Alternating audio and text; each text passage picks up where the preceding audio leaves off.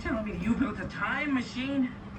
1 year ago, I was watching Back to the Future for the 100th time, and something hit me. Nah, literally something came from the window and hit me on the head. And after a while, something else hit me. Nah, this time it was an idea. It wasn't a new idea. I had this idea back in 2021, but I didn't had much resources and stupidity. I mean, the courage to take on such ambitious project. But in 2023, I had it all. Yeah.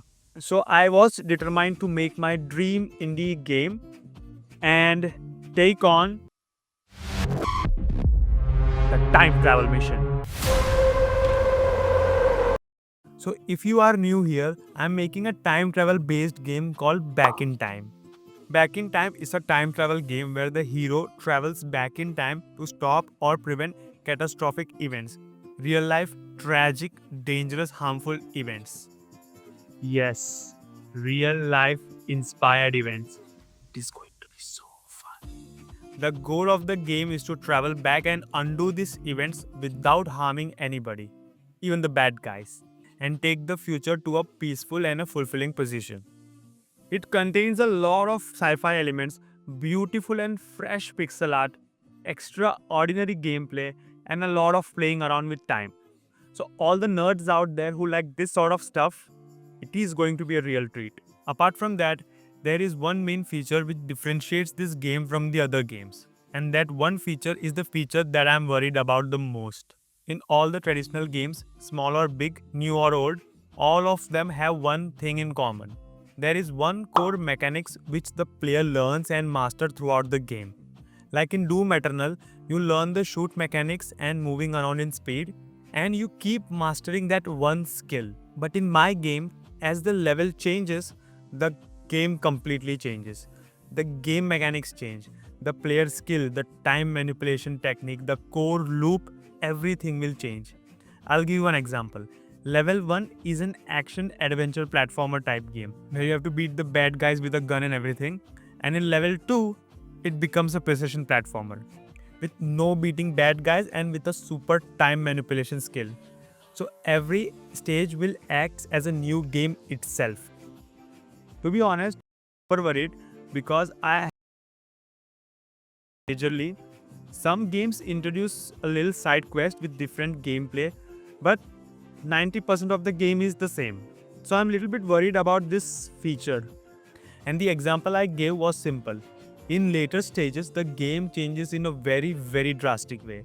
That's why I'm worried. And this is also a strong point in the game because the game changes and evolves in such a way that you get a new experience every time.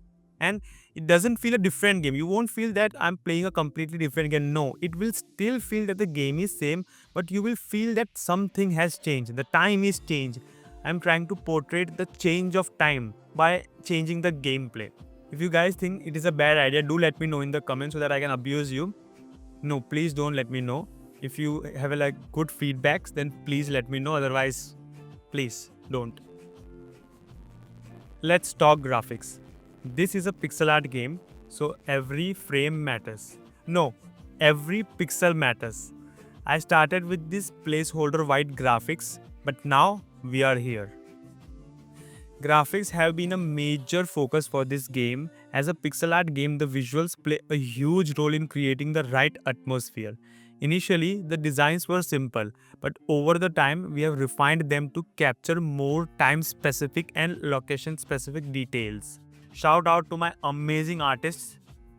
Artists, yes, plural. I have a team, multiple number of cool, good looking people making even better looking art. They deliver the best art, and my job is to simply place them in the scene. It's not that simple. I do the level design, game design, and lot of other art related stuff. And I can say we have completed almost 30% of the art. And yes, that reminds me of progress. So let's talk about some progress. The development process has been a steady journey over the year. We have built and refined all the core mechanics, and by we, I mean I. I am the only developer in this project because I don't have enough money to hire other developers. But I have this free version. Making the time manipulation system and incorporating it with the gameplay was a difficult part of this development, and I've been trying to refine and perfect that lately, and we are still doing it. And by we, I mean I. When balancing the time manipulation system with the gameplay, it's really difficult and an ongoing effort to make it robust and fun. And we have made 4 full levels and 2 incomplete ones. And I have made all the core mechanics for these levels. I did level design, gameplay stuff, enemies. There have been some setbacks. Of course, this is an indie game development. What did you expect? But every issue we faced led to a new learning opportunities and improvement in the game. Challenges? Where do I start?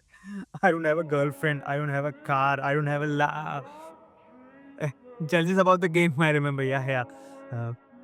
As I said before, the biggest challenge was to make a simple game different. Whatever this game offers, you may have already played it, but to pack and load it in such a way that it makes way more interesting and unique.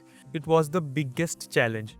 I spent lots and lots of time thinking about how I could make these stages more engaging and simple.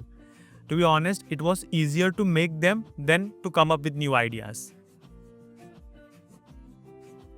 I've got big plans for this game, but right now I'm fully focused on releasing the teaser and setting up the store page and website. I know I made a mistake by delaying the release of the teaser and the store page, but I wanted to release a totally banger teaser rather than a simple sloppy gameplay footage. So the worth will be wait. Wait will be worth. And after the teaser, I think I'll require 1 more year to complete the entire gameplay and graphics thing. And during that 1 year, I had a lot of other plans. I know 1 more year sounds a lot, but as I said, I'm focusing more on the quality rather than speed. This game is also making me a healthy, smart, and a good person.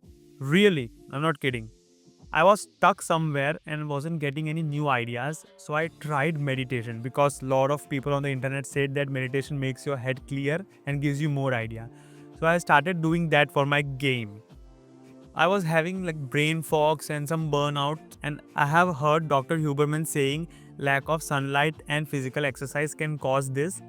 So I started walking early in the morning. So now it has become a solid habit now. And I've also started reading history and science fiction to get some new ideas. To be honest, I wake up every day to make this game. And I go to bed so that I can rest and make it again tomorrow.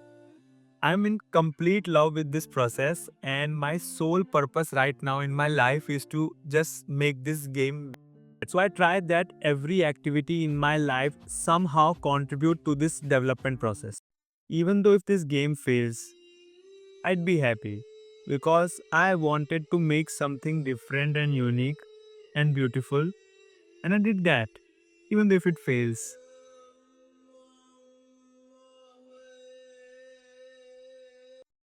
So that's a wrap on my 1 year progress update. It's been a year of learning, growing, and obsessing over pixels. If you enjoyed this and want to check how this game will turn out, hit that like button, subscribe for more updates, and let me know in the comments what's the most excited thing you want to see in this game. Until next time, keep gaming and stay awesome. And the teaser is coming real soon. So subscribe.